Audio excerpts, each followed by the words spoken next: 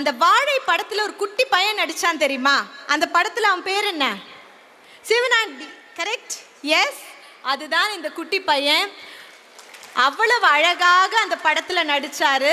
இன்னைக்கு இங்க ஏன் வந்திருக்காரு அப்படின்னா, இங்க இருந்து 1 மணி நேரம் தள்ளி இருக்கிற ஊர்ல இருந்து என் பேச்சை கேட்கறதுக்காக மட்டுமே இந்த பிள்ளை இன்னைக்கு வந்திருக்கு. அந்த படம் ரிலீஸ் ஆனதுக்கு அப்புறமா பல இன்டர்வியூ வாய்ப்புகள் வந்தாலும் படிப்பை விட்டுறக்கூடாதுன்னு இன்னும் ஸ்கூலுக்கு போய் நல்லா படிக்கக்கூடிய குழந்தை.